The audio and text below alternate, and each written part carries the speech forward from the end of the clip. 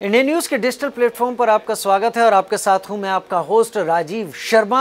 बात आज कर लेते हैं अफ्रीका से आए हुए जो चीते भारत के कूनो नेशनल पार्क में बसाए गए। उनकी कहानी ज़्यादा पुरानी नहीं है, आपको भी पता होगा। अब आप सोचेंगे क्या कुछ हो गया, क्या कोई बात हो गई, क्यों आप ऐसा बता रहे हैं। दरअसल हम ऐसा इसलिए बता रहे हैं कि आपको बता सकें कि चीते क्यों आए थे। दरअसल भारत में चीते एकदम ही विलुप्त हो गए थे, भारत में चीते बचे ही नहीं थे और भारत में चीते ना होने के चलते इस तरह का प्रयास किया गया, क्योंकि अफ्रीका में चीते थे तो वहां से इन चीतों को भारत लाया गया, उचित एनवायरनमेंट दिया गया और ये चीते धीरे धीरे भारत में रहने के अभ्यस्त हो गए हैं और धीरे धीरे भारत में चीतों की जनसंख्या बढ़ेगी। लेकिन वहीं कंबोडिया के साथ एक दिक्कत आ गई। कंबोडिया ने 2016 में इस बात को आधिकारिक रूप से स्वीकार कर लिया कि उसके देश में बाघ विलुप्त हो गए हैं।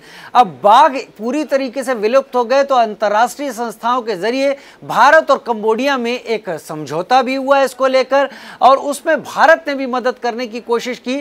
दरअसल दुनिया में जितने भी बाघ हैं उनमें से 3000 से कुछ ज्यादा बाघ भारत में हैं और ये कुल बाघों का करीब 70% होते हैं जो भारत में मौजूद हैं। कंबोडिया में बाघ बचे ही नहीं तो भारत अब अपने यहाँ से कंबोडिया में बाघ भेजने की तैयारी कर रहा है, जो कि कंबोडिया पहुंचेंगे। और इसके चलते जैसा भारत उम्मीद कर रहा है कि भारत में चीतों की जनसंख्या बढ़ेगी, कंबोडिया उम्मीद कर रहा है कि कंबोडिया में बाघ इस तरीके से बढ़ेंगे।